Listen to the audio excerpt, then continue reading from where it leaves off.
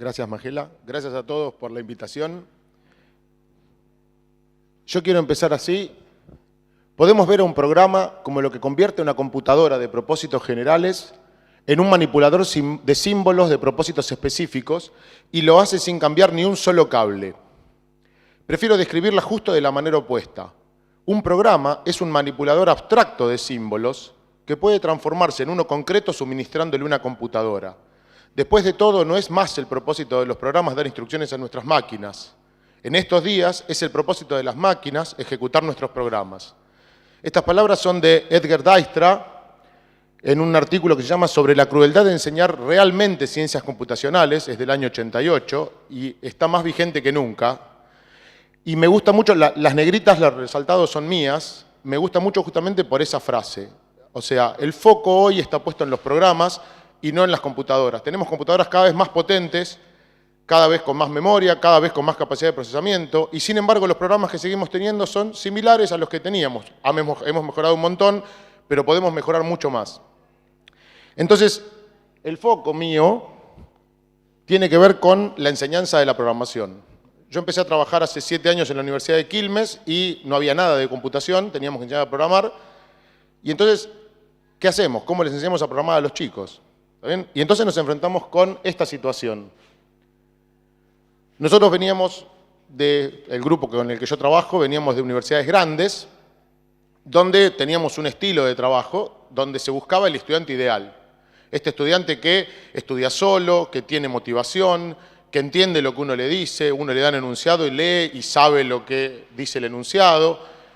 Llegamos a la Universidad de Quilmes, Universidad del Conurbano Bonaerense, con chicos con una formación secundaria tradicional, y nos chocamos contra la pared, así, hicimos ¡pah! La nariz quedó chatita.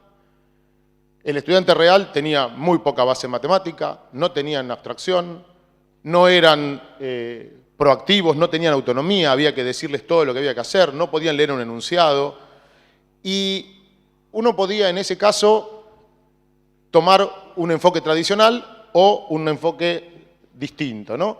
El docente tradicional, ¿qué hace? ¿Qué es lo que algunos de nosotros hicimos en su momento? Es decir, y no, estos estudiantes no aprenden, en mi época era diferente, nosotros estudiábamos de otra forma, o nos refugiábamos en estas frases autoexculpatorias, ¿no? Que decía, y bueno, no puedo hacer otra cosa, es lo que tengo. O algunos aprenden, si yo tengo 50 chicos y aprenden 3, bueno, aprenden. Y no es cierto, no nos servían esos porcentajes.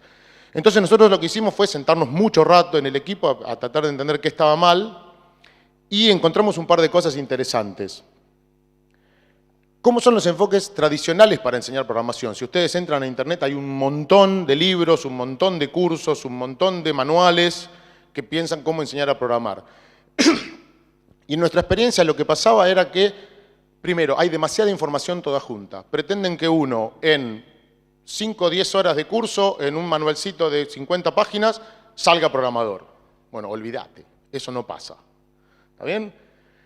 Por otra parte, los cursos asumen un montón de conocimientos previos, asumen un montón de conocimientos abstractos, de manejo de abstracción, donde uno les tira una idea, el chico hace así, da vuelta en la cabeza y ya la tiene. Bueno, eso tampoco pasa. No explican los conceptos fundamentales. A mí me pasó muchísimo, fue muy sorprendente para mí, discutiendo con un estudiante en los primeros cursos, cuando estábamos empezando a probar esto, nosotros no explicábamos lo que es indentar el código, hacer el código adecuadamente sangrado, como se dice en castellano, ¿no? Con los espacios y todo.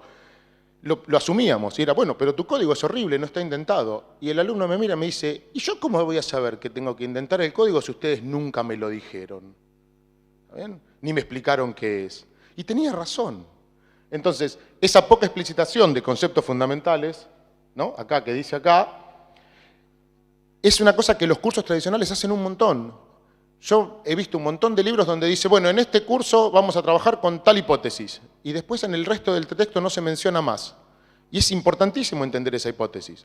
El alumno leyó esa línea, el docente leyó esa línea, la pasó por alto y después estuvo todo el curso sin saber que tenía que suponer eso.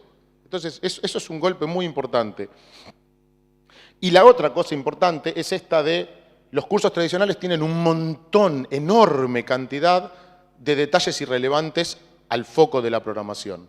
Que por ahí son necesarios para poner un programa a funcionar, estamos de acuerdo. ¿Está bien? Pero, por tirar un ejemplo, si uno hace un programa en C, tiene que poner primera línea, numeral, include, stdio. Para el alumno eso es chino básico. Son simbolitos que no tienen ningún sentido. Y explicarle qué quiere decir eso, te saca un montón de tiempo enorme con otras cosas que vos le tenés que explicar. Y hay poco tiempo, esa es la otra restricción. Entonces, para nosotros era fundamental rediseñar todo lo que estábamos haciendo. Entonces, ¿qué hicimos? Nos hicimos 4 preguntas fundamentales. La primera fue, bueno, ¿qué queremos transmitir? No tenemos mucho tiempo, nuestros cursos tenían pocas horas, teníamos un semestre nada más. Estoy hablando primero a nivel universitario. ¿Qué transmitimos? ¿Cuáles son las ideas que realmente queremos que los alumnos se lleven? La segunda cosa era, ¿qué enfoque utilizar? ¿No? Ahora uno está muy de moda esto de, bueno, ahora voy a hablar más de cada uno. Después, ¿qué elementos incluir? Sabiendo qué queremos transmitir, sabiendo con qué enfoque, ¿qué ponemos? ¿Cuáles son las cosas exactas y los ejemplos que vamos a usar y qué herramientas vamos a poner? Y lo más importante de todo, una vez que ya teníamos todo eso decidido, es cómo hacemos para fundamentar esas decisiones, para que no sea nada más que un capricho. ¿Ven?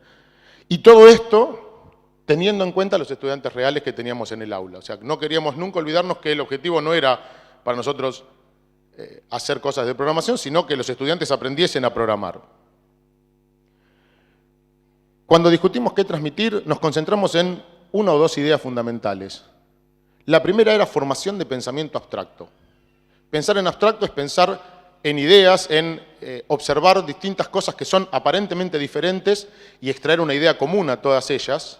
¿Está bien? Y en base a eso conseguir tener mejores programas aprovechando esas características. El pensamiento abstracto, a pesar de que todos los humanos abstraemos desde bien chiquitos, es sorprendentemente difícil de dominar cuando uno quiere hacerlo de manera consciente. Entonces, ¿cómo enseñamos eso? Esa era nuestra primera cuestión. Y los chicos que nosotros teníamos, 18, 19, 20 años, no tenían ni idea de cómo hacer eso.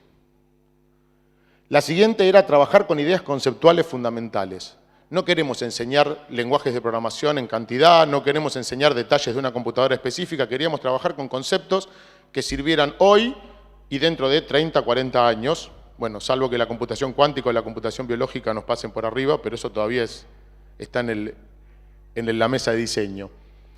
Y finalmente, lo que nos importaba también era, la nuestra era una materia introductoria, esto es una introducción a la programación. Obviamente va a haber materias que sigan y que donde los chicos van a tener que aprender las siguientes herramientas, los siguientes elementos de programación. Entonces, lo que necesitábamos era el manejo de las abstracciones fundamentales básicas para que en materias posteriores los docentes pudieran seguir trabajando. O sea, nuestra pretensión no era enseñarles en un curso de un semestre toda la programación, salga programador en un semestre. No, lo que queremos es concentrarnos en unas pocas ideas fundamentales. Sobre el enfoque a utilizar, acá la cuestión era, ¿qué hacemos? ¿Programación con objetos? ¿Programación funcional? ¿Una programación imperativa? ¿Con qué lenguaje trabajamos? Y lo que nosotros decidimos era que íbamos a ser minimalistas. O sea, queríamos lo mínimo necesario para poder enseñar a programar. Es una cosa bastante desafiante porque no hay un único conjunto mínimo de cosas necesarias, ¿no? Tuvimos que seleccionar, por eso es la pregunta que seguía después.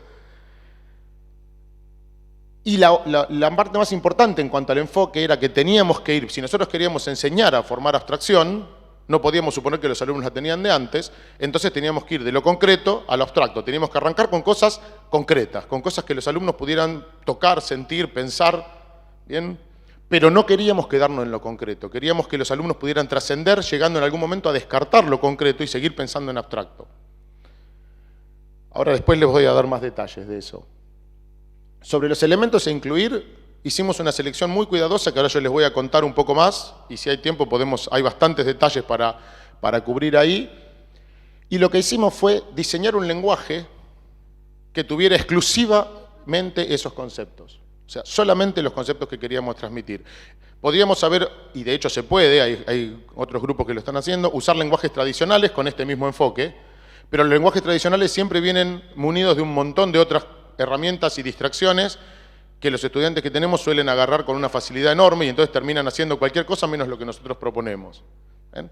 El lenguaje para nosotros, que es lo que dice acá, no olvidamos nunca que el lenguaje es nuestro medio de enseñanza y no el fin. Nosotros no queremos enseñar lenguajes de programación.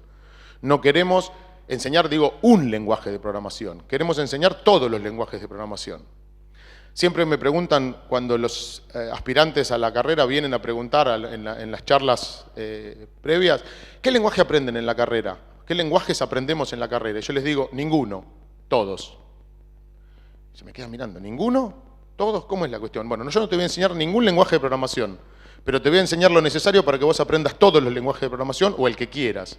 O sea, los elementos conceptuales son los que nos importan.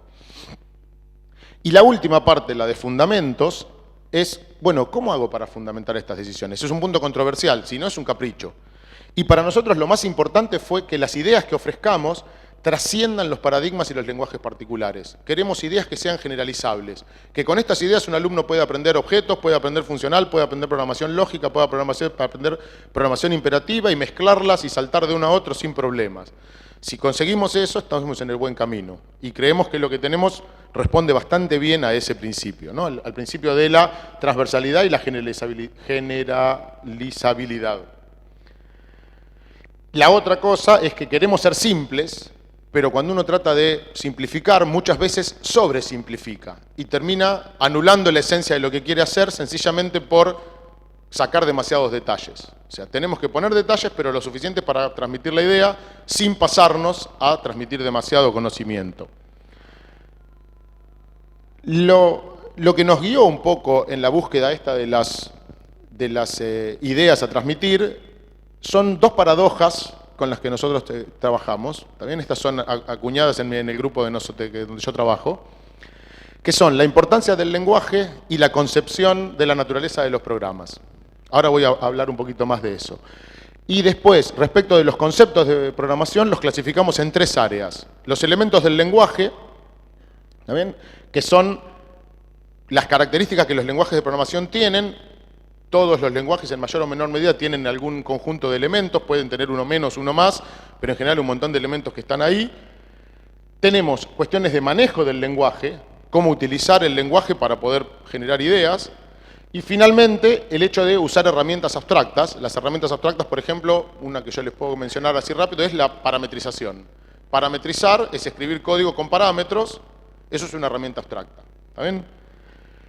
Respecto de las paradojas. La paradoja del lenguaje dice así: el lenguaje de programación que utilizamos no es importante, pero es extremadamente importante, ¿no? Una paradoja, ustedes saben, es una contradicción aparente, es algo que luce contradictorio, pero en realidad no lo es. Entonces, cuando uno lee esta frase, dice, el lenguaje de programación no es importante, pero es extremadamente importante. Me estás cargando. ¿Cómo? ¿Es o no es importante? Bueno, es y no es importante. ¿Por qué no es importante? Porque lo que a nosotros nos importa es transmitir ideas, no el lenguaje. Yo no quiero enseñar un lenguaje de programación.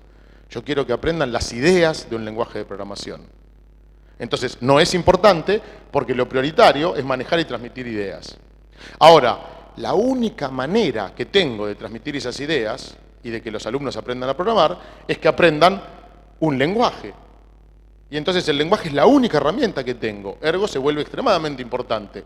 El desafío es cómo lograr que el lenguaje esté ahí, pero se vuelve invisible en algún sentido.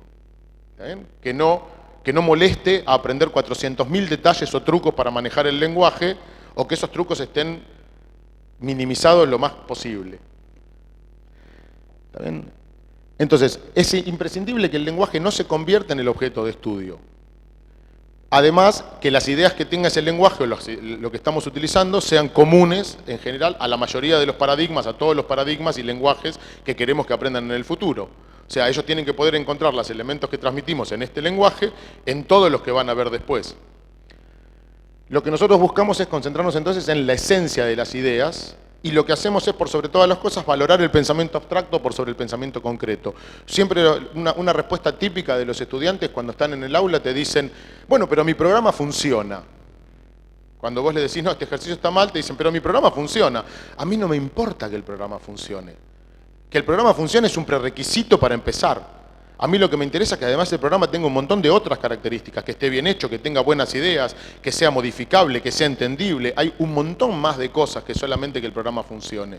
Entonces, eso para nosotros es valorar el pensamiento abstracto por sobre el concreto. Dale. La segunda paradoja es la naturaleza de los programas. y acá vamos a detenernos un ratito, debemos entender a los programas olvidando que son entidades operacionales, pero sin olvidar que son entidades operacionales. Y entonces acá la pregunta es, bueno, antes que nada, ¿qué es esto de una entidad operacional? Otra vez paradoja, ¿no? Son, pero no son. La justificación es, cuando uno tiene un programa es algo que ejecuta, siempre. Si no ejecuta, no es un programa. Muchas veces en los cursos, yo he tomado cursos donde cuando empecé hablábamos de pseudocódigo, ¿no? Y trabajábamos, el pseudocódigo no es programación. Puede ser un storyboard, puede ser una cosa donde uno trabaja un poquito con ideas, pero no es un programa. Para escribir un programa uno tiene que escribir algo que ejecute. Anda dando vueltas por ahí una herramienta que se llama Seint, que supuestamente es un pseudocódigo ejecutable. Yo digo, si es ejecutable no es pseudocódigo, es código. ¿Ven? O sea, el código ejecuta. Eso es lo que yo llamo el modelo operacional. El modelo operacional es la ejecución del programa. ¿Cómo ejecuta tu programa? Y los programas siempre ejecutan. Cuando hablamos de aspecto operacional, hablamos de lo que llamamos el bajo nivel, lo concreto. ¿Cómo son realmente los datos que manejamos en el estrato subyacente? ¿Cómo son los bits en la computadora? Esas son las cosas que uno habla cuando habla de operacional, de concreto. Sin embargo, los programas describen transformaciones de información, describen ideas, describen interacción con componentes, y eso es lo que realmente nos importa. A mí no me interesa cuáles bits se prenden cuando yo pido mostrar algo por pantalla. No me interesa qué cosas pasan en los chips cuando yo digo sumar dos números que necesito sumar. Lo que me interesa es la transformación de información. Yo digo 2 más 2, 4. Genial, no me importa cómo se representa el 2, el 4, qué es lo que pasa en concreto. Esa es realmente la idea que yo quiero. Es una idea abstracta, justamente. Esto es lo que yo llamo el aspecto denotacional, que uno puede mencionar como de alto nivel abstracto, ¿no? Todos los que trabajamos con programación sabemos lo que es bajo nivel, alto nivel. Lo sorprendente es que los chicos cuando llegan no lo saben. Uno habla, no, porque esto es de más alto nivel. Y te mira y te dice, ah, sí. ¿Y? Entonces, para un programador es importante tener en cuenta ambos mundos, tanto el mundo denotacional como el mundo operacional, pero para nosotros concentrándonos en el abstracto. Los cursos tradicionales se enfocan mucho en el mundo concreto y pretenden que uno deduzca el abstracto a la larga. De hecho, como programador yo aprendí en un mundo concreto, aprendí trabajando en BASIC, en Assembler, en Pascal, y por años programé sin tener idea de lo que hacía, hasta que un día me siento a reflexionar y digo, pucha, estoy haciendo transformación de información. La parte de mover bits en Assembler es nada más que una herramienta para mí. Y entonces era, bueno, si nosotros queremos hacer un curso que sea innovador, que sea realmente algo novedoso en programación, lo que tenemos que hacer es dar vuelta a la torta. Si bien los dos aspectos son muy importantes, por igual, tanto el denotacional como el operacional, si los cursos tradicionales se enfocan en lo operacional, y lo operacional es más tentador, está ahí, es concreto, uno lo puede agarrar enseguida, ya está. A mí lo que me interesa como para ofrecer es poner el énfasis en el aspecto abstracto, en el aspecto denotacional. Y eso no es sencillo, lograr eso, la tentación siempre está. Para empezar, la primera cosa con la que nos topamos que era un enemigo para nosotros es la definición de programa. Si uno le pregunta a cualquier persona que hace programación, que tuvo aunque sea un ratito de programación, ¿cuál es la definición de programa? Casi seguro que la respuesta invariable, yo te diría en un 99% de los casos, es secuencia de instrucciones, conjunto de instrucciones, para lograr un propósito. Esa visión es netamente operacional. El programa es una cosa que ejecuta y que hace cosas y que da instrucciones. Resulta que yo trabajo en un área que se llama programación funcional, donde lo que te especificamos no son instrucciones, sino transformación de datos. Y entonces mis programas nunca tienen instrucciones. Con lo cual, la definición conjunto de instrucciones para mí es altísimamente insatisfactoria, no define lo que yo programo. Una de dos, o no soy programador, o la definición de programa está mal. No digo mal, es demasiado específica. Entonces lo que nosotros primero que tuvimos que hacer fue buscar una definición de programa que abarcase los aspectos operacional y denotacional de manera equitativa, que tuviera las dos componentes en la misma definición y que además trascendiese los paradigmas y lenguajes. Cuando uno dice conjunto de instrucciones, está pensando en el paradigma imperativo. Si uno dice conjunto de objetos, está pensando en el paradigma de objetos. Si uno dice conjunto de funciones, está pensando en el paradigma funcional. Entonces, ninguna de esas me servía.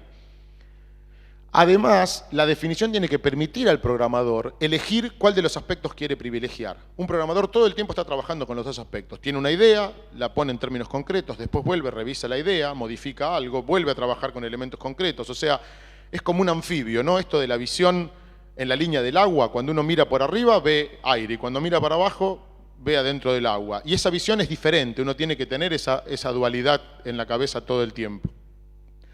Entonces nuestra definición que propusimos es esta: los programas son descripciones ejecutables de soluciones a problemas.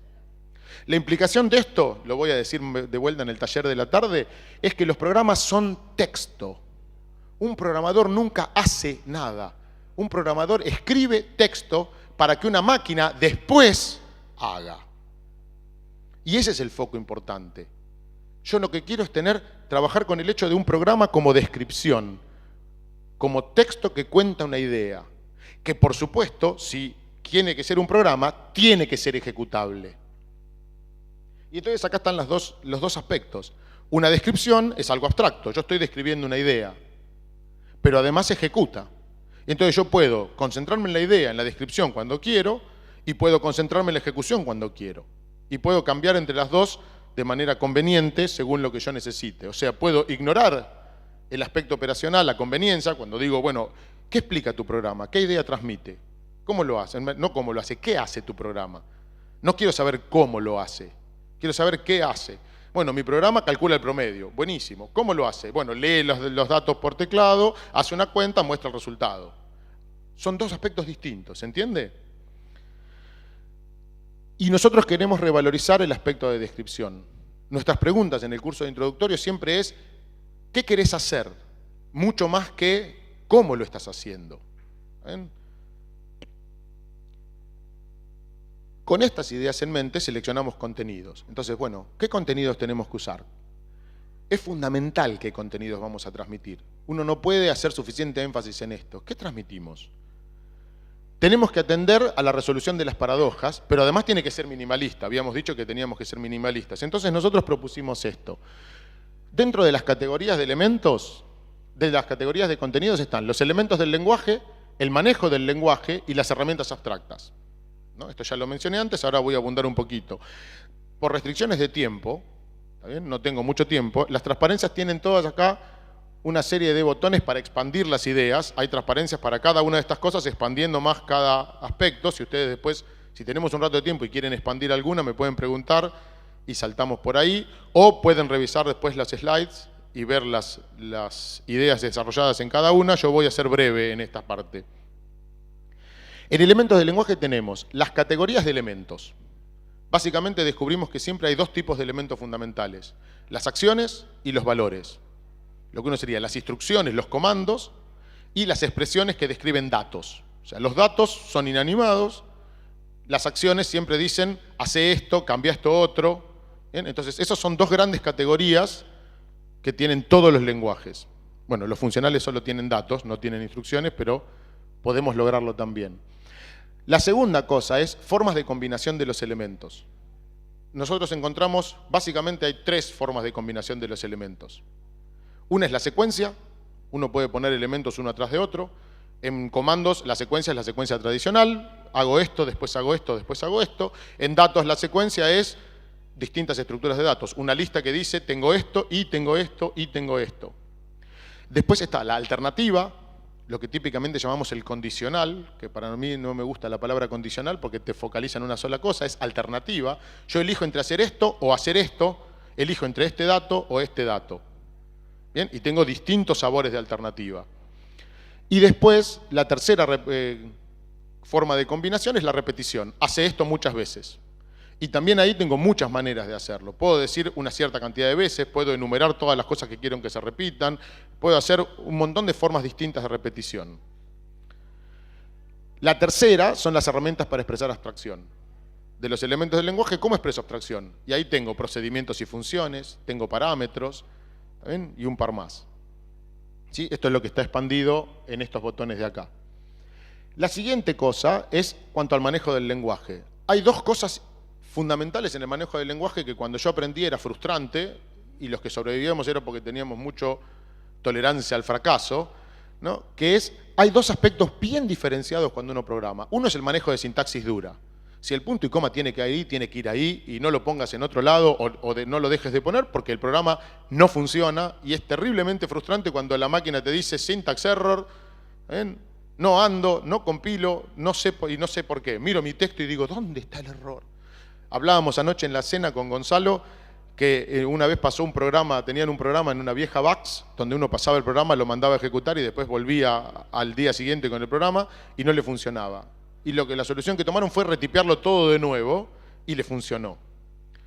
Y entonces, tiempo después, buscando, se quedaron con bastante duda al respecto de qué pasó ahí, se pusieron a mirar las impresiones y encontraron que en un lugar habían confundido un 0 por una O. Entonces, en la lectura rápida uno no se da cuenta si era un 0 o una O y eso les alteraba totalmente el programa. Bueno, eso es manejo de sintaxis dura. Y para los chicos, cuando recién empiezas, la sintaxis es terrible, los mata. Nuestro enfoque para la parte de primaria y secundaria, estamos trabajando con herramientas como Scratch o Alice, que lo que uno hace es arrastrar herramientas y entonces no trabaja con la sintaxis. El programa se arma solo, entonces uno no tiene que estar tipeando. A nivel de escuelas técnicas secundarias avanzadas, los liceos, yo digo secundaria, no sé, ¿tengo que hablar en uruguayo? Voy a decir secundario porque me queda más cómodo. A nivel secundario o a nivel universidad nos interesa el manejo de sintaxis dura. Yo no puedo pretender que un alumno después salga programando Java y siga queriendo arrastrar herramientitas a la cosa. Va a tener que tipear código y va a tener que enfrentarse con sintaxis. Entonces es bueno que aprendan esas herramientas. Pero la otra cosa es respecto de las buenas prácticas. Con las buenas prácticas me refiero a, por ejemplo, comentar el código, elegir buenos nombres para los procedimientos y las funciones, elegir buenos nombres para las variables, indentar el código. Y eso, lo que nosotros llamamos cuestiones de estilo.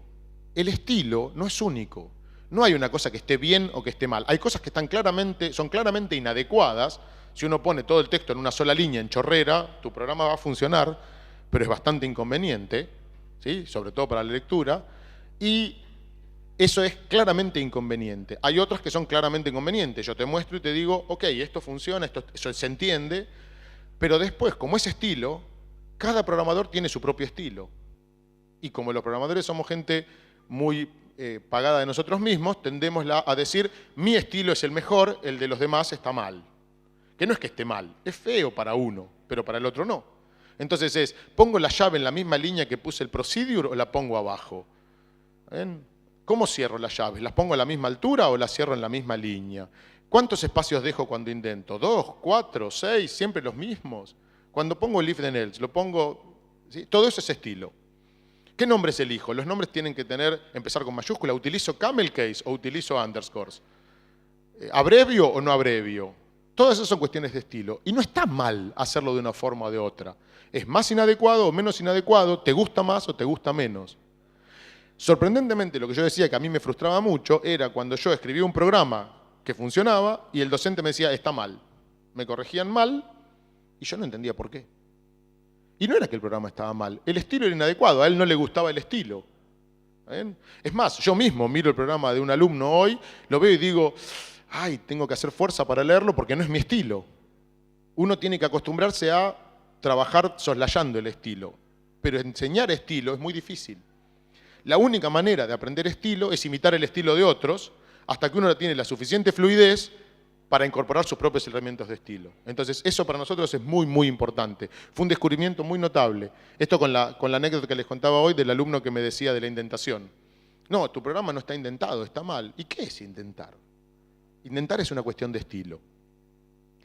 Finalmente, las herramientas abstractas, que son realmente, este es el foco de lo que yo quiero que se lleven los estudiantes. En los cursos posteriores, en la universidad yo ahora estoy dictando estructura de datos, usamos muchísimo esto. Todo lo de acá arriba es accesorio, pero lo importante es esto de acá abajo. La primera y más importante es división en subproblemas.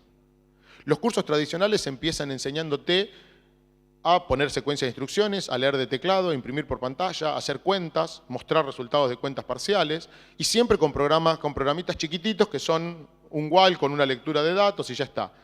Nosotros queremos, y lo último que te enseñan es procedimientos. Si uno agarra un texto tradicional, empieza con un montón de comandos, te dan un repertorio enorme de comandos y lo último que te enseñan es llamadas a procedimientos. Es muy notable que muchos cursos, cuando vienen enseñando, dicen, bueno, no llegué a enseñar procedimientos porque se me acabó el tiempo. Pero los chicos saben programar un montón. No saben nada. Nosotros empezamos, el primer tema que les damos es división en subproblemas. Lo primero que aprenden los estudiantes es a poner procedimientos. Entonces, con 2 herramientas, o sea, damos 2 conceptos básicos y procedimientos. Y entonces trabajamos un montón de ejemplos que solo tienen que ver con procedimientos. Ahora les voy a mostrar un par de ejemplos si llego. Después, otro concepto que trabajamos es la parametrización. Poner parámetros. Ahora tengo varios procedimientos para resolver problemas. Y son todos parecidos. Uno tiende a decir son iguales. Que no es mentira, no son iguales, tienen diferencias. Pero las diferencias son sutiles en un dato. Es el color con el que dibujé una figura o dónde la puse. Bueno, eso lo puedo hacer que sea un parámetro. Puedo decir, yo te digo de qué color y vos dibujás la figura del color que yo te dije. ¿Está bien? Sorprendentemente, transmitir la noción de parametrización es difícil. Toda persona que maneja una idea de programación entiende perfectamente lo que es un parámetro, lo pone, uno le dice parametriza esto, lo parametriza. Cuando los chicos no manejan ese concepto, enseñarles a parametrizar es sorprendentemente difícil. Realmente lo que nosotros descubrimos es el punto donde se traba la mayoría de los estudiantes. Justamente porque es un concepto abstracto. La parametrización es una de las primeras herramientas fuertes de abstracción. Y eso es justamente lo que queremos enseñar. Otra cosa que usamos mucho es la idea de parcialidad y precondiciones. Todos los programas pueden fallar. Si uno le dice a un programa, imprimí y no hay tinta, el programa falla. Si uno le dice al robot, movete y no hay lugar, el robot no se mueve. Entonces todos los programas fallan de alguna manera. En un programa en C, si uno le dice al programa, lee la memoria o dame memoria y no hay más memoria, el programa dice segmentation fault. ¿Hay un error frustrante si los hay? El enfoque tradicional para encontrar errores es, corro mi programa, hago la prueba de escritorio, como nos decían a nosotros, y detectás en qué lugar está el error. Bueno, ese enfoque anda muy bien para programas chiquititos, pero cuando uno tiene un programa de 1.000.000 de líneas de código, no anda muy bien. Y hacer la prueba de escritorio de una cosa que tiene 424 abstracciones una dentro de la otra, no funciona. Entonces, el enfoque que nosotros usamos es decir, ok, decime cuáles son las condiciones necesarias para que tu programa funcione. En castellano. Y ahora, cuando invocás a tu programa, pregúntate, ¿estas condiciones se cumplen o no se cumplen? Entonces, si yo hago un programa que dice imprimir, la precondición va a decir, tiene que haber tinta. Entonces, cuando voy a llamarlo, digo, ¿cómo sé que hay tinta? ¿Hay tinta? Si estoy trabajando con una cosa de dibujo, la precondición dice, hay lugar para dibujar. Bueno, ¿hay lugar para dibujar o no? Y acá hay 2 enfoques que uno tiene que empezar a alternar. Uno puede hacer un programa a la defensiva, que pregunta todo lo que necesita antes de empezar, ¿no? Entonces, si hay lugar y tengo la tinta y tengo lo otro, entonces hago. O puede decir, no, yo me mando. Y que el que me llame a esa función, a ese procedimiento, garantice que las condiciones se cumplen. Y hay que trabajar con las 2 cosas. La primera aproximación de los chicos a los errores es, yo quiero que mi programa no se cuelgue nunca, y entonces lo que hago es poner todas preguntas. Si hay lugar, entonces me muevo. Y a veces si yo digo moverte 10 lugares y no hay 10 lugares, ¿me tengo que mover menos o no me tengo que mover? ¿El programa tiene que fallar o no? Esa es una pregunta que nosotros trabajamos un montón. Y lo último que hacemos es trabajar con esquemas de programas sencillos. La parte algorítmica es la más complicada de transmitir. Lograr transmitir algoritmos, la idea de cómo combinar ideas para tener una forma de solución posible, es complejo. Y a este nivel, cuando uno empieza con los chicos no tienen esas herramientas. Entonces, ¿cómo hacemos para que hagan algoritmos? La idea nuestra fue, bueno, trabajemos con algoritmos sencillos. En realidad no es idea nuestra, ¿no? La tomamos de varias cosas de la literatura, que ya tuve docentes muy buenos que nos enseñaron así. Trabajamos con esquemas de repetición sencillos. Es decir, bueno, tengo estos elementos, para cada elemento hay que hacer alguna cosa. Y eso es todo lo que hacemos en el primer curso. Después, más adelante, vamos incorporando otras herramientas en otros cursos posteriores. La otra discusión es, bueno, ¿y esto es suficiente? Hay muchas más cosas para transmitir. ¿Qué cosas sacamos nosotros y por qué? Por ejemplo, la primera, modelado de información. ¿Tengo que enseñar a modelar información en un primer curso? La respuesta es sí y no. Nosotros usamos un poco de modelado de información, no podemos trabajar sin modelar información, pero no ponemos el foco en que el estudiante modele la información. Nosotros le damos los modelos hechos. Y después, en todo caso, les hacemos ver, bueno, lo van a ver hoy en acción a la tarde, que realmente era un modelo, que no había un objeto real ahí. Y uno dice, no, yo estoy trabajando con invasores del espacio y defensores de la Tierra. Bueno, no hay invasores del espacio, no hay plantas y zombies. ¿Está bien? Lo que hay son abstracciones, son numeritos, son datos, que después uno los piensa como el elemento abstracto. Pero no queremos que los chicos modelen la información en este nivel. Eso se encargan los cursos posteriores. La otra cuestión, entrada-salida. ¿Tengo que imprimir? ¿Tengo que pedir información por teclado? Es sorprendentemente difícil enseñar a hacer buena entrada-salida. Los chicos hoy tienen una demanda por la interactividad, por lo que es todo lo que es visual, lo gráfico, ¿está bien? Que el robot se mueva. Y eso está muy bien en cierto nivel, pero para empezar es demasiado complejo, uno lo tiene que simplificar y cuando lo simplifica mataste la esencia. Nosotros elegimos soslayar la entrada-salida. Después, programación funcional, programación orientada a objetos. Hay que enseñar, yo vengo del mundo funcional, tengo colegas que vienen del mundo de la programación orientada a objetos, no, yo quiero enseñar funciones, no, yo quiero enseñar objetos, hay que enseñar con objetos, hay que enseñar con funciones. No, tanto la programación funcional como la programación orientada a objetos son abstracciones. Son abstracciones que plantean soluciones a determinados problemas de software. Si el alumno no maneja software, ¿cómo le vamos a enseñar soluciones de problemas que no tiene? ¿Ven? Hay una discusión ahí acerca de si uno plantea un paradigma de objetos y hay que pensar en objetos puros, y lo mismo puedo hacer yo con el mundo funcional y plantear un paradigma donde solo son funciones, pero son discusiones que no apuntan al chico real, apuntan a satisfacer nuestro propio ego como investigadores, me parece a mí. La otra cuestión, los cursos, digamos, del otro lado. Yo tomé, por ejemplo, cursos en la Universidad de Buenos Aires o en la Universidad de La Plata donde había muchísima formalización. Lógica de primer orden, formalizar todos los predicados en lógica de primer orden. Para todo elemento existe una solución de... No. Eso es muchísimo tiempo que el alumno no aprovecha. Los chicos, sorprendentemente, los jóvenes hoy no tienen la misma capacidad de formalización, porque no tienen esa formación en abstracto. Y es algo que les podemos dar después. Cuando ya están manejando las cosas y necesitamos que hagan formalización, se puede agregar. Otras estructuras de control más complejas, otras herramientas adicionales, excepciones, por ejemplo. ¿Hay que enseñar excepciones en un curso de estos? ¿Hay que enseñar pasaje de parámetros por referencia? Yo creo que no. ¿Por qué? Porque son herramientas complejas, son herramientas para solucionar problemas de índoles más abstractas, más superiores, y no tienen sentido en un curso inicial. Para el alumno una excepción no tiene ningún sentido. Otras estructuras de datos, por ejemplo, arreglos, cosas de bajo nivel. Digo, ¿tengo que enseñar memoria? ¿Tengo que enseñar punteros? ¿Tengo que enseñar arreglos? ¿Tengo que enseñar o me tengo que manejar con unos datos muy elementales? Nuestra respuesta es no. Después, todo esto está controversial, ¿no? Lo podemos discutir. ¿Por qué? Porque si yo enseño arreglos, no es generalizable. En programación funcional no hay arreglos, hay funciones. Algunos errores posibles en la presentación. Cuando uno empieza a trabajar con esto, uno puede exigirles abstracción demasiado pronto. Bueno, pero ¿no ves que acá tenés tal idea? ¿Cómo no lo estás haciendo? No, dale tiempo. El alumno tiene que hacerlo a su propio ritmo. ¿Ven?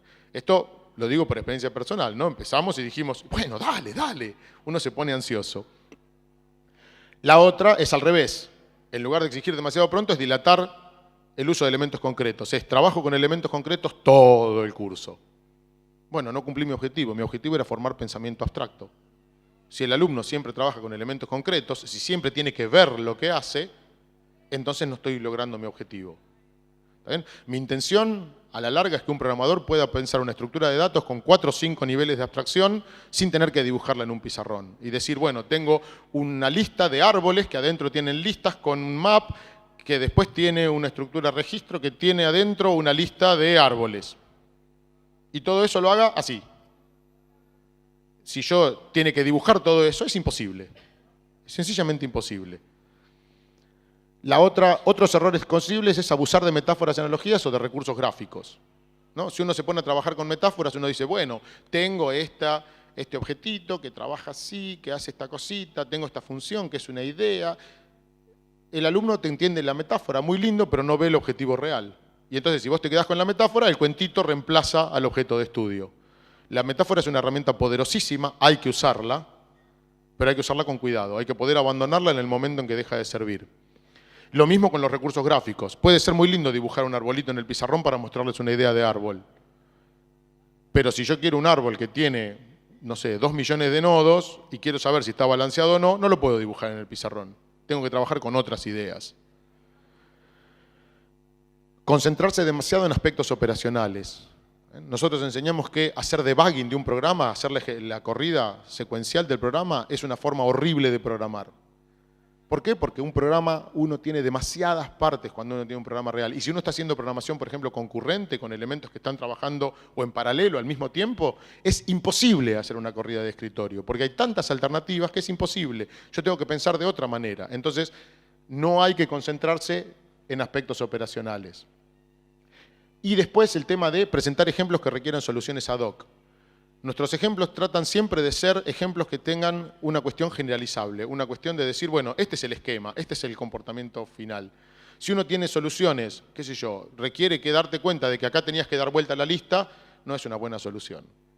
¿Ven? O si requiere, qué sé yo, alguna cosa particular del lenguaje. Decir, bueno, no, acá vos tenías que levantar este flag que viene con el compilador para que cuando te haga la cosa, eso no sirve. Eso aprende para esa herramienta y cuando va al siguiente problema, eso no aplica y lo que aprendió es una pérdida de tiempo. Entonces, intentamos que nuestros ejemplos sean siempre generales. Una cosa que no dije acá es que también lo que hicimos fue sacar toda la parte de cuentas matemáticas. Cuando uno trabaja, por ejemplo, con arreglos, es muy típico trabajar con índices y hacer cuentas. Y no, el sumarle una cosa, calcular un intervalo, el punto medio, eso son un montón de cuentas. Mi primer ejemplo como programador fue el de calcular el promedio. Lea de un teclado una lista de números y calcule el promedio e imprima el resultado. ¿Está bien? Había lectura de teclado, había impresión por pantalla, había matemáticas. Está bien, yo tenía 2 cursos de álgebra y 2 cursos de análisis antes de empezar a programar, con lo cual no estuvo mal. No es lo que nos pasa con nuestros estudiantes. La matemática los mata. ¿Está bien? No, primer algoritmo de recursión, algoritmo de Euclides. ¿Eucliqué? Te miran los chicos. ¿Sí? ¿Qué es Euclides? No, es un algoritmo para factorizar un número y obtener los factores. ¿Factores qué? No, mi primo está en su casa, yo no, qué sé yo qué son los primos. ¿Está bien? Entonces, no tenemos que trabajar con la matemática, tenemos que tener ejemplos que sean concretos, que los chicos vean y que puedan pensar con ellos. Entonces, sobre el lenguaje. El lenguaje es menos importante que las ideas, ya lo dijimos. No queremos que el lenguaje sea el foco. Cualquier lenguaje podría servir, pero los lenguajes que nosotros evaluamos, Java, Python, Pascal, C, todos tenían demasiados detalles concretos, demasiadas cosas que no nos ayudaban a programar. O los chicos entraban, decían, voy a aprender Python. Se bajaban un tutorial en línea y aprendían todo lo que no tenían que aprender de Python. Y después te pedían, pero en este curso que estamos haciendo, no, pará, pensá soluciones de ideas que tengan los elementos que te di, no los que ya tenés solucionados. A mí no me sirve que otra persona te haya solucionado el problema si lo que yo quiero es enseñarte a vos a pensar soluciones. Entonces nuestra solución fue diseñar un lenguaje. Diseñamos un lenguaje que llamamos Ghostones y que tiene las siguientes características. Primero, no tiene ninguna de los elementos que no queremos. No tiene entrada-salida de datos, o sea, no hay instrucciones de read o de print. No tiene estructuras de datos. El lenguaje básico solamente trabaja con 4 tipos de datos elementales: los números, los colores, las direcciones y los valores de verdad. Eso es toda la información que manejamos inicialmente. La otra cosa es que posee una clara separación entre los elementos con efectos, los comandos, y los elementos puros, los que describen datos. Si uno está describiendo datos, no puede generar efectos. Y si uno está dando instrucciones a una máquina, no puede describir datos. Eso está bien separado. Muy pocos lenguajes tienen una separación tan clara. En general los lenguajes hacen una mezcla y está bien, porque uno lo que quiere es eficiencia después de todo y ser conciso. Entonces está bueno que uno diga, sumame esto y además ponémelo acá. Pero son 2 cosas distintas. Una es sumar esto, una transformación de datos, y otra es ponémelo acá, una acción. Yo las quiero separadas al principio. Además utilizamos elementos concretos, teníamos que ir de lo concreto al abstracto. Entonces lo que hicimos fue decir, bueno, arranquemos con algo concreto. ¿Y qué vamos a usar de concreto? Elegimos usar un tablero y bolitas. Bolitas como las de vidrio que jugábamos cuando éramos chicos, algo como esto, así. ¿No? Un tablero y bolitas. Ese es nuestro universo de discurso. Ahora, es un universo de discurso lo suficientemente rico porque con un tablero y bolitas podemos empezar a hacer abstracciones enseguida. Yo puedo hacer dibujos, puedo utilizar combinaciones de bolitas, de cantidad de bolitas y de colores de bolitas para codificar símbolos, para codificar ideas. Y entonces ahí tenemos, bueno, ¿cómo hago para que esas codificaciones se vuelvan abstractas? Ahora les voy a mostrar nuestra solución a eso. no descansa sobre sus aspectos imperativos. Si bien es un lenguaje que tiene comandos, como tiene los datos separados, yo puedo describir información usando el tablero. Y entonces esa es una de las cosas importantes. Y la otra, no tiene las limitaciones de otros lenguajes como por ejemplo Logo. En Logo uno tiene la tortuga, dibuja con la tortuga y ya está, es todo lo que puede hacer. Dibujos con la tortuga. Nosotros podemos usar el tablero como si fuera una memoria. Y entonces yo puedo, no sé, representar una lista de cosas adentro del tablero como si fuera una memoria, puedo usarlo como pantalla de dibujo, puedo dividirlo en dos sectores y tener una zona de comandos y una zona de dibujo. ¿Está bien? O sea, puedo hacer cosas que con Logo no son tan fáciles. Y por la sintaxis que elegimos, la transición a otros lenguajes es poco costosa. O sea, nosotros el siguiente curso trabajan con Haskell y con C, y la transición que ellos hacen del lenguaje que nosotros empezamos a Haskell y a C es muy sencilla. ¿Está bien? Y después trabajan con Smalltalk también. Esa es un poco más complicada, pero también lo hacen. Entonces, es lo que les decía sobre el tablero, reemplaza la memoria, y lo que tiene de valioso es que permite representaciones inicialmente visibles. Entonces nosotros los primeros ejemplos que hacemos es trabajar con dibujos. Quiero dibujar tal cosa, quiero mostrarte, quiero hacer un dibujo. ¿Pero cómo hago un dibujo? Bueno, pongo una bolita acá, una bolita acá, una bolita acá, quedó un dibujo. Ahora les muestro un ejemplo. ¿No? Lo dibujamos así en el plano. Y hay un aparato arriba, que se llama el cabezal, eso es lo que nosotros decimos, que es como una máquina que opera sobre una celda. Puede poner y sacar bolitas de la celda y darte información. Y lo que puede hacer es moverse a las celdas de al lado. Una cosa que a nosotros nos pasó acá, no, el cabezal es el que tiene las acciones, ¿no? Uno le puede hacer al cabezal, movete, saca una bolita, pone una bolita. Varios estudiantes que venían del área de ingeniería dijeron, vamos a construir una máquina que sea el cabezal y que tenga el tablero. Y mi respuesta fue, no, yo quiero abstraer. Quiero que el tablero sea una herramienta donde sea el trampolín para saltar al mundo de la abstracción. Si el tablero y el cabezal se vuelven concretos, y se vuelven algo con lo que el estudiante ve el cabezal moverse y trabajar, pierde la abstracción, me quedo con el mundo concreto. O sea, el valor real acá es que los chicos nunca van a ver una bolita en su vida. La bolita también es una abstracción, pero él no lo sabe. Él piensa en que está poniendo una bolita de un color, pero ya está abstrayendo. O sea que de alguna manera los engañamos. Les dimos algo que aparece concreto, pero es abstracto. No quiero que se concrete. Es algo terrible que esto se pueda concretar porque perdemos el valor de lo importante, que es abstraer. ¿Cómo sigo? Bueno, el cabezal lo dibujamos así, ¿no? Con un cuadrado alrededor sobremarcado, con lo cual también es interesante esto. La máquina nunca se ve. La máquina es nada más que un cuadradito que se ve destacado. Y las acciones de la máquina quedan expresadas exclusivamente en términos del lenguaje. Por ejemplo, tenemos comandos primitivos de poner, mover, ¿sí? Así nosotros las escribimos con mayúscula, la sintaxis se empieza a importar, por lo que les decía. Después tenemos estructuras de control básicas, repeat, if then else, while, secuencia. Vamos trabajando cada una de ellas a necesidad. Esta es otra cosa que aprendimos, que no lo puse en la transparencia, pero que es importantísimo. No queremos enseñarle al alumno a usar un if. Lo que quiero es presentarle un problema donde él tenga la necesidad de poner un if y no lo pueda solucionar. No quiero enseñarle al alumno a hacer repetición. Yo le digo, primero les enseño el comando poner y la secuencia. Si vos ponés poner, poner, poner, pone 3 bolitas. Digo, bueno, siguiente problema, ponga 100 bolitas. Profe, ¿cómo se hace el problema? Poner, poner, poner, poner, poner, poner, poner, poner, poner, poner 100 veces. ¿Bien? Después que les enseñamos procedimientos, aprenden el poner 10 y después ponen 10 poner 10. Bien, ahí empezó a abstraer. Y después uno dice, bueno, y si no sabes cuántos vas a hacer, yo te quiero decir, poné 10 ahora, 15 la próxima, 20, 25, 100, 2000. ¿Qué hago? Bueno, aprendemos los números por necesidad. Los números son necesarios para decir cuántas veces y aprendemos a repetir. Pero no hasta que el alumno no se chocó con el hecho de tener que haber puesto 300 veces un poner. ¿Sí? Los más vivos agarran y hacen control C, control B, ¿no? Copiar y pegar. Entonces ponen 5, 6 poner o 10 poner y hacen control C, control B, control B, control B, control B. Ahí tengo 100. Pero bueno, eso también en cuenta a las herramientas de trabajo cotidiano, ¿no? Y esto que yo les decía, fundamental, lo primero que enseñamos antes que las estructuras de control es, yo enseño comandos primitivos, secuencia e inmediatamente procedimientos. Sin parámetros, sin estructuras de control, solo hay procedimientos. Ahora les voy a mostrar el ejemplo de eso. Lo mismo en el mundo de los valores. Expresiones literales para los números, los colores, las direcciones.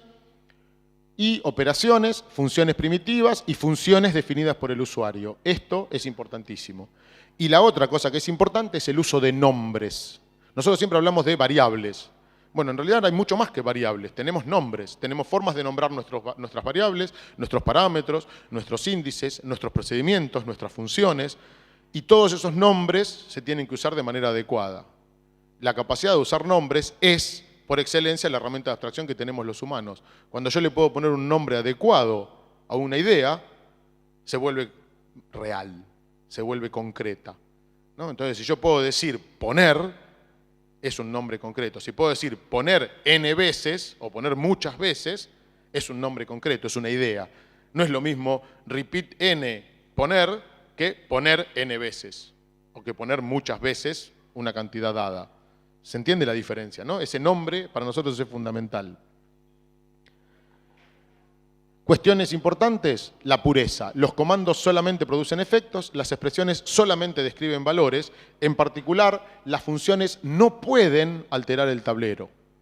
Si yo quiero alterar el tablero, quiero que el tablero cambie, tengo que dar un comando. Si yo quiero saber información sobre el tablero, puedo llamar a una función. La función puede moverse sobre el tablero y hacer cuentas, etcétera, pero cuando vuelve, me da el resultado, no pasó nada, es imaginario. ¿Ven? Es como que trabaja en un plano abstracto y real. Hizo una copia del tablero, sacó las cuentas, ¿sí? No es real. Yo les digo siempre, piensen que si yo quisiera saber cuánta gente hay en todas las habitaciones del lado y no me quiero mover de acá, mando a mi espíritu, así, mando el ánima a contar, y cuando el ánima vuelve me dice, hay tantos lugares, pero yo no me moví. Esa es la idea de una función. La localidad de la comunicación. Los parámetros solamente son para transmitir la información a los procedimientos y a las funciones. No son variables, no se pueden modificar, no se pueden compartir con otros procedimientos. O sea, el alcance es exclusivamente local, no hay alcance anidado ni parámetros por referencia, donde si yo lo modifico no cambia afuera. En realidad no lo puedo modificar, pero no existen esas ideas. En particular esta idea, los parámetros no son variables. Es muy típico en todos los lenguajes que por una cuestión de comodidad el parámetro es una variable más, con lo cual uno la puede modificar. Después, según el lenguaje, esa modificación se ve o no se ve en el que llamó. ¿Está bien? Y también tenemos variables que son locales a los procedimientos, pero las variables es el último tema que enseñamos, ¿no? En los cursos tradicionales el primer tema es variables, en nuestro curso el último tema es variables. Y las variables las tratamos de enseñar solamente cuando son imprescindibles. Si no te tenés que acordar de algo, no uses una variable. ¿Para qué? Si no hace falta, es una herramienta que no necesitas. Lo implementamos en varias versiones, actualmente estamos en una versión 1, ¿está bien? La herramienta la llamamos PyGovtons, porque hicimos el Govtons, lo implementamos en Python, es una herramienta que uno trabaja en Python, pero de Python solamente tiene adentro, ¿no? Uno cuando trabaja en Govtons, no trabaja con Python. Tiene una buena interfaz de usuario, ahora les voy a mostrar un poquito, una edición de tableros y tiene algunas características adicionales para trabajar con abstracción. ¿Ven? Entonces les voy a mostrar un cachito de PyGovtons. Acá. Esta es acá tienen la interfaz de PyGovtons, ¿no? Tenemos un lugar donde uno escribe el programa y cuando lo ejecuta, el programa está vacío, tengo que escribir un programa básico, pongo program, voy a escribir el programa más simple del mundo y cuando lo ejecuto me muestra los resultados. Yo tengo un tablero inicial, que es donde empieza la ejecución, tengo el código y tengo el tablero final. Y esto es todo lo que yo veo. Adrede no se puede ver lo que pasa durante la ejecución. Cuando uno tiene estos códigos donde uno va viendo lo que va pasando en la ejecución, eso alienta la programación por prueba y error. Hago un poquito de programa, me fijo hasta dónde llegué, no, me equivoqué, vuelvo, cambio una línea. Eso impide el pensamiento abstracto. Yo quiero que vos me digas, ¿qué problema querés solucionar? ¿Qué partes tiene? Hace código para esas partes, pensás y soluciona, ahora combinalas y tu solución tiene que ser mejor. Pensar por prueba y error es una forma de limitar el alcance de la programación. Y entonces ahora los primeros ejemplos, ¿no? Yo tengo por acá unos ejemplos que se llaman primeros ejemplos de abstracción, ¿no? Si yo quiero dibujar un cuadrado, ahí no se ve mucho, a ver si lo puedo ampliar un poco. Seleccionar fuente. Vamos a crecer esto hasta 20. Ahí se ve mejor, ¿no? Entonces, el primer programa dice ir al borde oeste, ir al borde sur, que esto es para mover al cabezal, lo mueve hasta una esquina, y después dice poner negro, mover norte, poner negro, mover norte, poner negro, mover este, poner negro, mover este, poner negro, mover sur, etc. Y si yo ejecuto este programa, dibujo un cuadrado. O sea, si yo hago la ejecución ahora, el programa dibuja un cuadrado. ¿No? Acá se ve perfectamente bien el cuadrado. No tengo que señalar así, tengo que señalar con esto. ¿No? Acá se ve perfectamente bien el cuadrado, pero está hecho un cuadrado con bolitas. Entonces, bueno, profe, pero yo no veo el cuadrado ahí, no entiendo. Ah, bueno, entonces tenemos lo que se llama una vestimenta. Yo puedo, a través de una codificación que doy externa a la herramienta, decirle, bueno, acá sí ves un cuadrado. ¿Ves? Hay un cuadrado acá, es un cuadrado negro. Esto es una codificación externa a Gobstones. El programa no tiene nada que ver con esto. Yo solamente pongo bolitas negras. Pero para que se pueda ver, tengo el cuadrado. Y entonces todo el tiempo digo, esta es la visión abstracta, esta es la versión concreta. Abstracto, concreto. Abstracto, concreto. O sea que el alumno puede estar todo el tiempo pensando en términos concretos, pero viendo lo abstracto y mapeándolo a lo que conoce. ¿Se entiende? Cuando nos ponemos a pensar un poco, yo ahora les digo, bueno, siguiente ejemplo. Quiero 2 cuadrados. ¿Cómo son 2 cuadrados? Bueno, 2 cuadrados así hay que repetir todo el código. Esto es solamente instrucciones básicas y secuencia. Y entonces es, profe, es reaburrido. Y después les pido 4 cuadrados. ¿Ven? El código se transforma en una cosa imposible. Y acá está bien indentado. Fíjense a propósito, está indentado. Este bloque es el que dibuja el primer cuadrado, este bloque es el que dibuja el segundo cuadrado. Esto no es algo que los estudiantes hagan naturalmente. Lo que te hacen es te ponen la chorrera de poner y mover y prueban durante rato largo, poniendo y sacando instrucciones a ver si les queda lo que quieren, no saben en qué punto se equivocaron, prueban, mucho prueba y error. Entonces es, bueno, si yo te pido que programes así, te estoy matando. La cantidad de cosas que vos vas a poder hacer es limitadísima. Entonces, ¿qué es la idea? Fíjense, este bloque dibuja un cuadrado, este otro bloque dibuja un cuadrado. Si yo tuviera un comando que se llamase dibujar cuadrado, yo podría resumir esto en 4 líneas. La línea de ubicarme en el primer lugar, dibujar un cuadrado, ubicarme en el segundo lugar, dibujar otro cuadrado. ¿Ven? Entonces, el siguiente programa que les hacemos hacer es, les ofrecemos la herramienta de, bueno, todavía tengo el de 4 cuadrados sin abstraer, acá está de 4 cuadrados, donde agregamos un comentario que dice, esto dibuja un cuadrado. Entonces el comentario ya empieza a orientar el pensamiento abstracto. Y luego les ofrecemos... acá tenemos una versión de 4 cuadrados sin abstraer y sin indentar. Miren lo que es ese código. Esto es el código que uno podría ver de un estudiante. Dice, ¡ay! Horrible. Pero funciona, le decís vos. Sí, pero yo no quiero ver este programa. Este programa es una porquería. Todos ustedes coinciden conmigo, ¿no? Que el programa es horrible. Entonces, el siguiente punto es 4 cuadrados con abstracción. Tengo un procedimiento que se llama dibujar cuadrado. Y entonces mi código queda ir a una posición, dibujar un cuadrado, ir a otra posición, dibujar un cuadrado, ir a otra posición, dibujar un cuadrado, y otra posición, dibujar un cuadrado. Y mi procedimiento lo que hace es darle nombre a los comandos que dibujan un cuadrado. Yo produje una abstracción. Agarré una serie de comandos que te encaran una tarea y les di nombre. Tengo un nuevo comando, enriquecí mi lenguaje. Con esto yo estoy empezando a programar en serio. Esto es programación. Aprender los 224 comandos de entrada-salida y de modificación de la memoria y de arreglos y todo, es una parte de la programación, pero no es programación. Programación es cómo manejo mis ideas. Es algo abstracto. Ahora, esto es para hacer dibujar cuadrados negros. Si yo lo ejecuto, esto me dibuja 4 cuadrados negros. ¿Ven? Si lo visto, tengo los 4 cuadrados preciosos, que en realidad lo único que el alumno hizo fue poner bolitas en determinados lugares. ¿Sí? Entonces está teniendo el nivel concreto y el nivel abstracto. Y lo vamos llevando de a poco a través de dibujitos. Ahora le pido, siguiente cosa que le pido es cambiame los colores. Quiero un cuadrado de cada color. ¿Cómo se hace? Y bueno, si solo tengo procedimientos, tengo que tener un procedimiento dibujar cuadrado rojo, un procedimiento dibujar cuadrado negro, un procedimiento dibujar cuadrado azul, un procedimiento dibujar cuadrado verde. Y los procedimientos, cada uno de ellos, es igual. Son casi idénticos. El primero dice poner azul, mover norte, el segundo dice poner verde, mover norte, etc. Lo único que cambia en los procedimientos es este dato, ¿no? Todos los procedimientos son prácticamente idénticos, salvo el dato este que cambia en cada lugar. Y entonces ahí surge la necesidad de tener parámetros. Si yo quisiera tener un solo procedimiento, quisiera los 4 cuadrados. Y entonces aparece la idea de parámetro, que les vuelvo a repetir, no es tan fácil como decir esto solo, hay que trabajar un rato.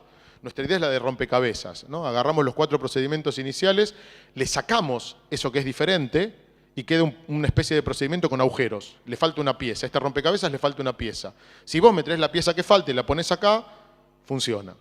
Bueno, ¿cómo hago para que la computadora sepa que le falta una pieza? ¿Cómo hago para darle la pieza? Y para eso diseñamos el parámetro, o introducimos la idea de parámetro, ¿no? Esta es la pieza que falta, la pieza se va a usar acá, en cada uno de estos lugares, y al llamar al procedimiento le doy el parámetro. Y entonces tengo ahí, y aparte otra cosa, fíjense el nombre, ¿no? El procedimiento que hicimos se llama dibujar cuadrado, y el parámetro que recibe se llama color del cuadrado, no C, o N, o J, color del cuadrado, porque es el color del cuadrado. Esa es la idea que quiero representar, no me importa el dato real, me importa la idea que yo quiero representar. Cuando ejecuto esto, tengo cuadrados de los 4 colores, y si lo visto, queda precioso. ¿Está bien? Eso es la base, serían las primeras clases. Bueno, parámetros ahora lo estamos dando un poco más demorado. Hay un montón de ideas más acá, pero esta es más o menos la idea fundamental de lo que queremos hacer. La última cosa que les voy a mostrar por acá, ¿dónde estoy? Tengo que subir. El último ejemplo que hacemos es un programa completo, bastante complejo,